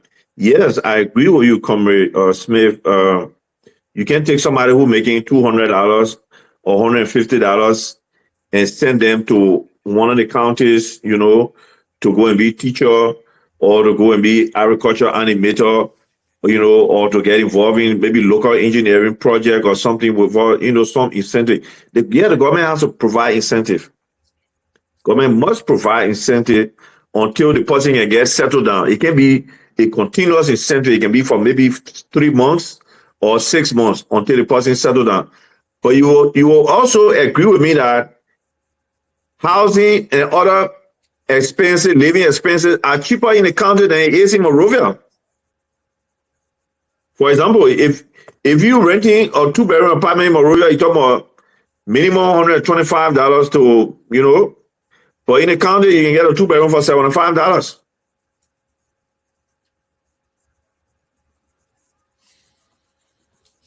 I think, Comrade Smith, you said it all. But with the specific question of how do we depoliticize the civil service commission or agency or civil servant, I will want to reiterate again once more that we have to make sure, I mean, the leadership, because right now, until we have an independent entity that supervises the recruitment of civil servants to serve within government, we will continue to have the problem. Tomorrow, by 2029, we go to election. Whichever political party wins, whether the blue come back or the green meeting, it will still be the same because Blue and the green. political leaders will come again. I said the blue and the green revolution. Oh yeah, the blue and green revolution. Because political leaders will still want to reward. The people say political reward that is heavy on earth. It's on that. Yeah, political reward is not heavy, it's on earth. So if the people give you power, are you going to turn your back to them? You're going to find a way. So the way to do it now is, and can it be done?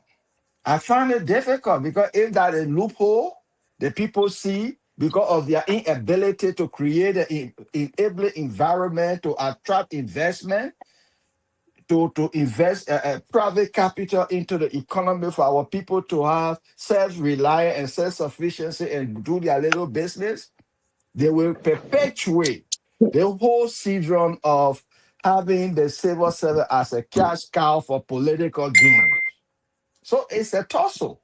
And our lawmakers now need to stand up to the task to redeem us. They can't leave it in the hands of the political establishment or the executive.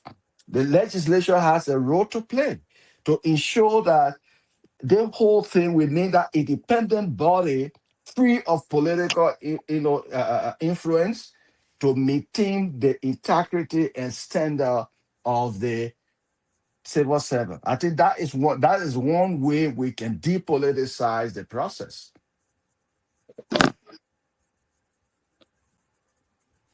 I do agree. I do agree with Kamakofa, and for me, who have been working with the Governance Commission and working on these processes for a very long time, I think that is the central issues that we continue to miss out on.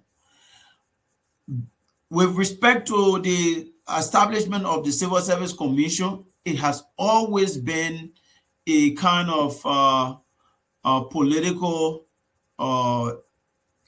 interaction, a kind of political maneuvering. between the Civil Service Agency and the Governance Commission.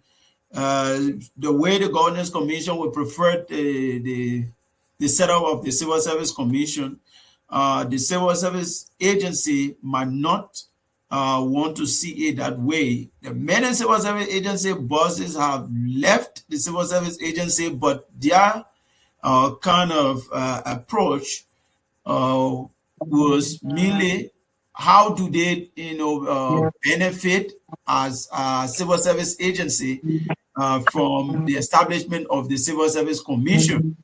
So in that process of maneuvering and manipulating the system for their personal benefit, there has always been a drag on what the Governance Commission could possibly do. I know that the Governance Commission submitted the civil service bill, the bill to establish the Civil Service Commission, but it has always been back and forth with the Civil Service Agency trying to tweak what the Governance Commission submitted and so forth. So I know at this stage it probably has gone to an advanced level. It might probably come up as an act very soon. But what kind of creature are we creating? We cannot tell from this very platform. But it is interesting, to note that from all of the conversation, we want a kind of creature that is going to protect the civil servants from being politically manipulated and being compared to either wear green or blue. The civil servant, whether he wears green or blue, should not be disturbed about his job. Because right now, as we see these things moving on, and the level of insecurity within the civil service bureaucracy, what is going to happen is definitely a relapse into a patronage system, which is very terrible and for our democracy, and could probably lead us back into the kind of chaos that we saw during the dark days of the Liberian civil crisis.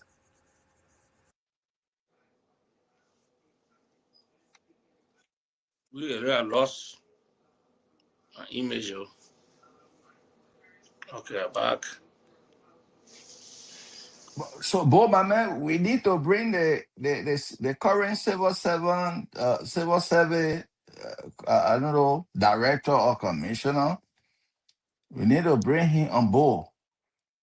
Yeah, Or if we blind. can get Josh Wenner, or the immediate guy who was there under Joshua government, any of them, we need to bring them here so they gave all they discuss the issue. The current guy will make a good deal, so we get to understand where we Yeah, are now, what progress being made. yeah. So I'll make some rounds to see whether it's possible to get some of them here on Monday or so, to so that we can continue the discussion around that. But it's a very, very hefty discussion, and I think we all can see how we are struggling. But one thing is common to every one of us is that we want to make sure that the civil servant moving forward are not bothered about whether they're in a blue camp or a green camp or even a yellow and blue camp. Yeah. So let me expand a little bit on Bo and thought about recruitment, and how to use our underutilized employees in our civil service to be more productive employees.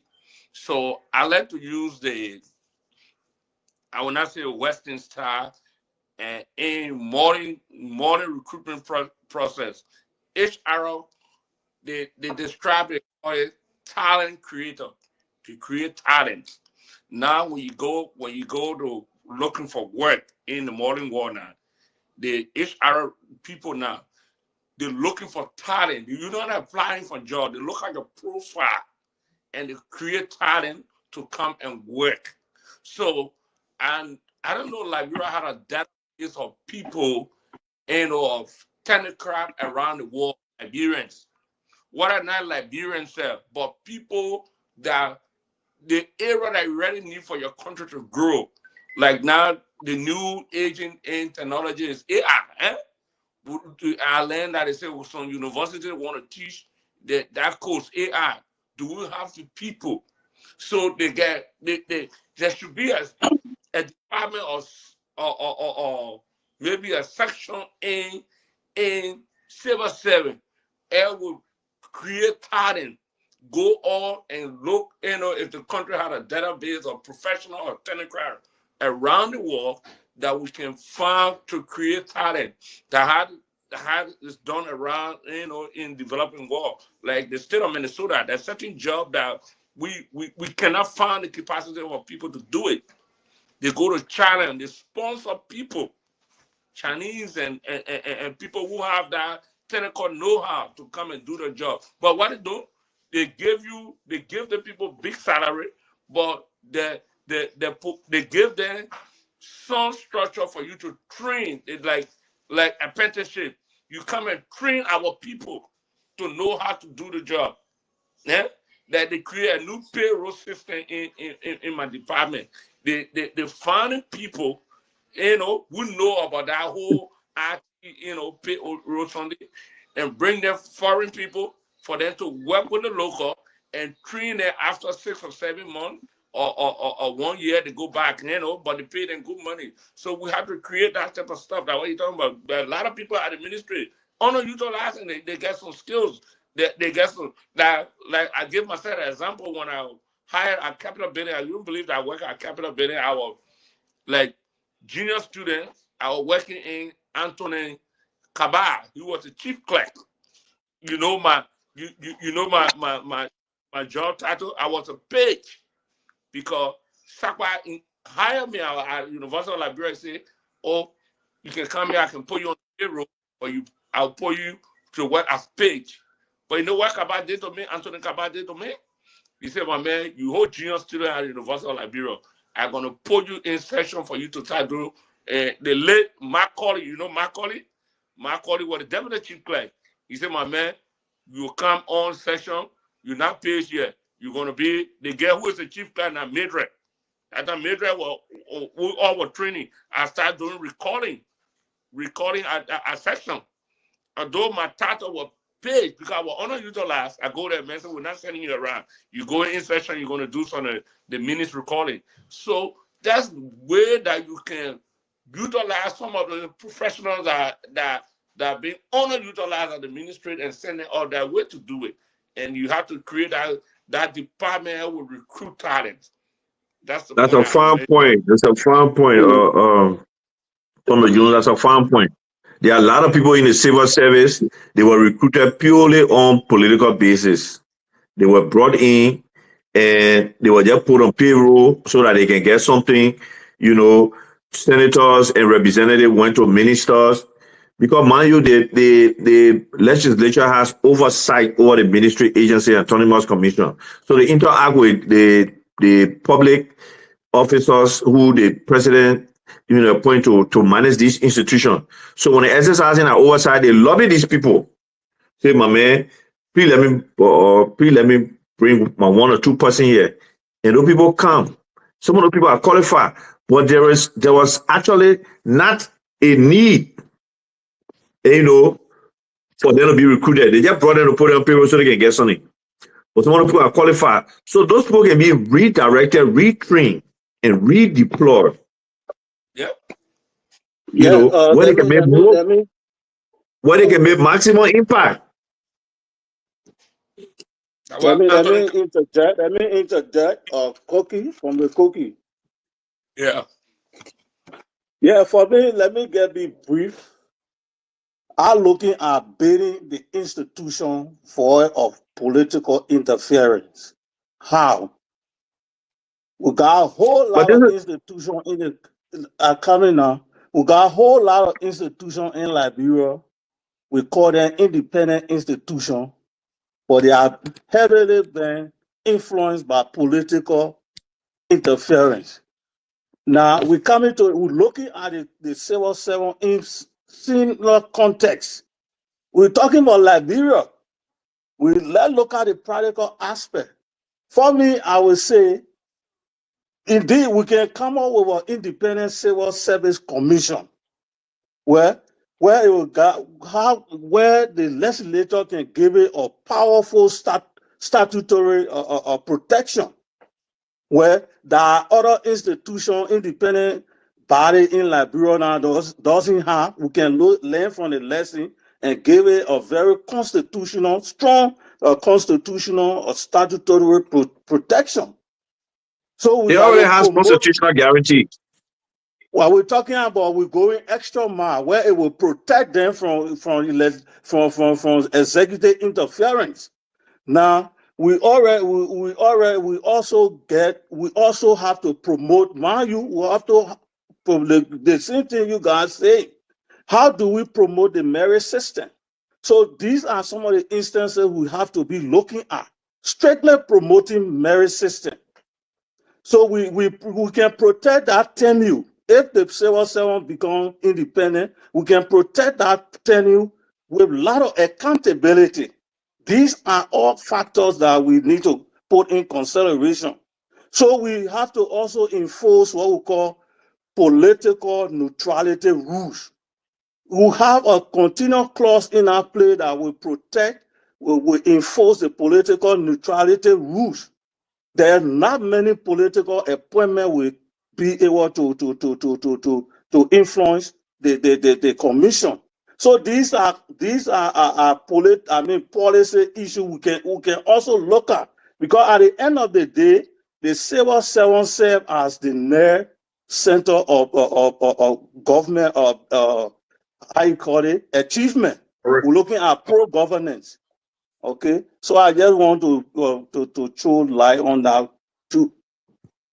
Yeah, brilliant point. Thank you. So I was basically talking about the problem we have right now. You know, I was basically talking about how do we solve what we have right now. Right now, we have a bloated civil service. We have a lot of people who are in the civil service. They have no work to do. Some of them are qualified. Some of them are not really qualified. But everybody can be trained. We need to retrain. We have an institution like LIPA. LIPA was originally conceived, I think, during the Tower regime. It was basically to train people for the civil service, you know. But LIPA has itself been affected by political influence, and, political mischaracterization and all that. But that's why LIPA was originally for. I remember, I think Dr. Patrick N. Sion and the late Dr. Patrick N. Sion and the late Dr. Dominic Tappet, who was vice president of YKC in 1989, 1990. Other than serve at LIPA, that time it was not called LIPA, though, it was called La Bureau, it was called LPA or something like that. Some professional thing with their Liberia professional something, huh? Yeah, it was. I remember the headquarters used to be on the old road. Reto Gate and the Mandingo, the Muslim graveyard intersection right there. Yeah, that was they used to call it LPA. IPA, fine, IPA. The Institute of Public Administration. Here is the thing. We got a few minutes. To leave, and this topic is so very interesting. And I know that we are hovering around the whole question of this institutional framework that is going to ensure that the civil servants are not bothered by the politics of the day, and they are able to do their work in a professional way. But that institutional framework we say has been advanced to a certain level. Maybe we can try to get the bill, the draft act, and pass it around for our scrutiny, and then we can further this discussion around that. And at the same time, try to get some of the professionals to be present so that we can be able to get more and more information from them, regarding how far they are with the setting up of the Civil Service Commission, and what are the prospects and challenges. So right now we can just do our closing, Yeah, we got and 1 then minute. we can call it a day. Yeah, I will start first. I think the discussion was a The great. closing is that 1 minute, no more than Yeah, 1 minute. 1 minute, OJ. Yeah, moment. I think the great discussion.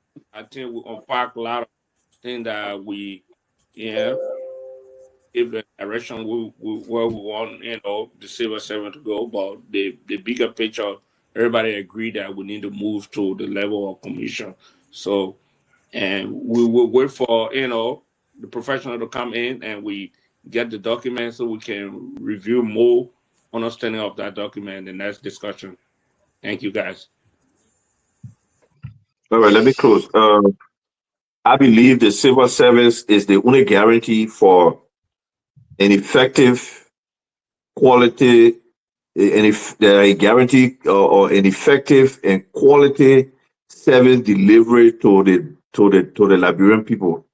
So if we can create a civil service or maintain or transform a civil service that has people with the required competence, capacity, and aptitude to deliver, uh, quality service to the Liberian people, development for our country, will be guaranteed. Thank you. Let me close.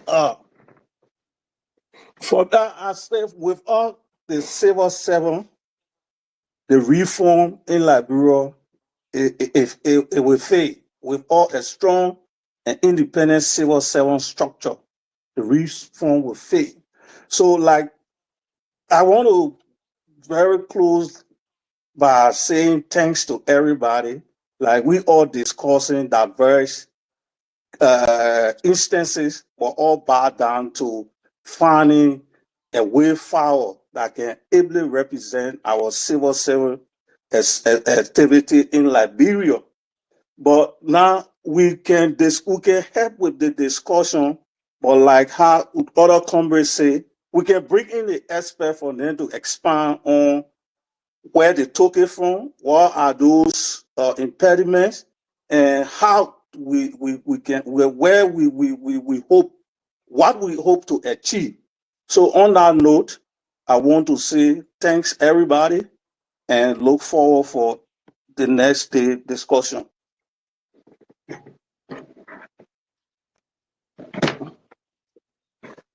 Yeah. Okay. Again, comrades, thanks for the time, the discussion. I think it was a great discussion. Uh, because of the length and breadth of the topic, we could not exhaust all of the components and couldn't come up with a definitive solution in terms of approaching this because politics itself is inherent. Aristotle says we are all political animals.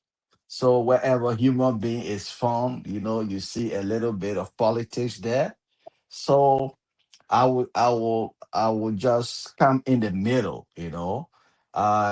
We cannot devoid politics absolutely from the civil service, but I think to a greater extent we can minimize politics so that our civil servant, the agency is given that kind of professional look. It should be based on the professionalism, and so we look forward to bringing more expert on board to help, you know, unpack the whole thing, and so we all can learn from it. I'm not an expert on civil servant. I mean, I'm just giving general contribution. So I hope that Comrade can work on it so that the director can come here and we can engage with him.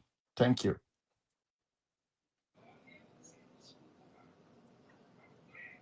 Comrade Smith. You meet that guy You again. you muted. Like we always doing that. Okay. So, like I said in my opening, and I'm summarizing my closing, the the way to protect the civil service agency, like we said, we came from downsizing to right sizing. Is number one, first they have the political will. That political will must be there. There must also be the desire to establish a public-private partnership. That with the private sector, that is very important to have access to cash for efficiency and service delivery. Uh, you talk about reading civil servants. For instance, you need teachers in the school county. You need access to cash. You need a basic infrastructure in place. And so the civil service can only be better if we take into consideration all of those and work along with the existing civil service training orders and ensure that what is placed on the book with regard to the civil service training order adhered to conclusively by the various state actors in terms of how people are recruited, in terms of how one gets suspended, how one is dismissed, in terms of capacity building, how one can be sent abroad or locally trained, to develop skill set to come back and contribute to the civil service.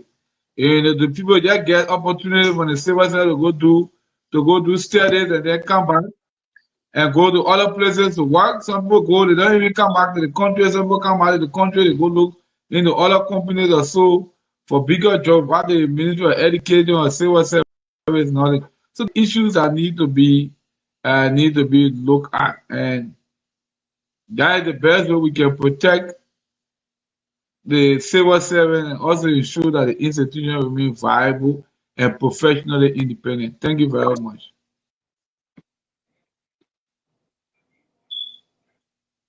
Mr. Moderator, it's to you.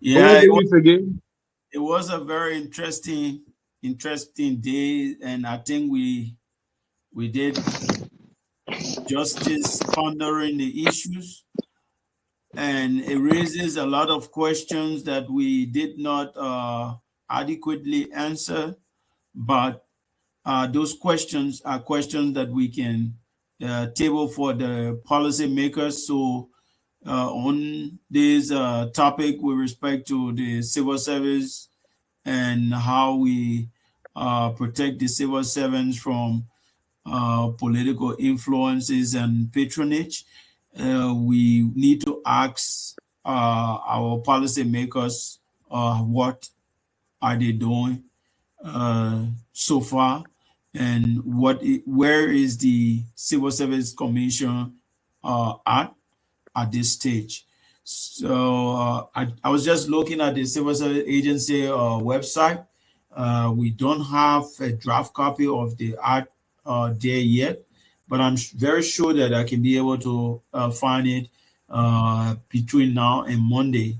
So if we manage to get those policy actors that can join us on Monday, that would be good. But if we don't have them, we can do some reading of the act and see what sense we make of it.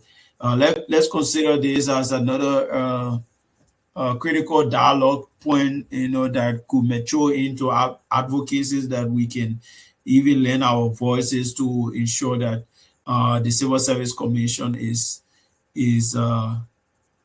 is ready, to go. I'll make effort also to see whether I can get the head of the Civil Servants Association Yeah, over my man also, as I'm not well. cutting you up. Amara Kone, I thought he's the one on public corporation or Public institution account. or something. Yeah, I don't know whether he's the right guy to also invite to come and talk about what if for any reason that act is at the Those legislature. discussions should be for the chat room. Those discussions should be for the chat group. Yeah, We are, so we are, so let me officially close the program and take us from the live, My and man, how many view you have? Because you we can like see the thing. we like to say thanks to our viewers, and we like to say thanks to the panelists, and we are grateful for your attending the Kaki Dialogue. And the Kaki Dialogue is going to be with you tomorrow. Tomorrow is a special day, and we are supposed to be on the platform earlier because tomorrow is the birthday of Comrade Dusty Wolokoli. But it's not going to be under the Kaki Dialogue. It's going to be the Progressive Diary. We will have the same link, but we will be able to send the link out to everybody. If you can make it, that's fine. If you can't, no problem. But the program is going to continue up to the evening hours, so we can engage Comrade Next time, Pastor. Dusty and other people that may be around for his birthday. He turned 70. So thank you very much. Let's go Yeah. to I think it's on the 3.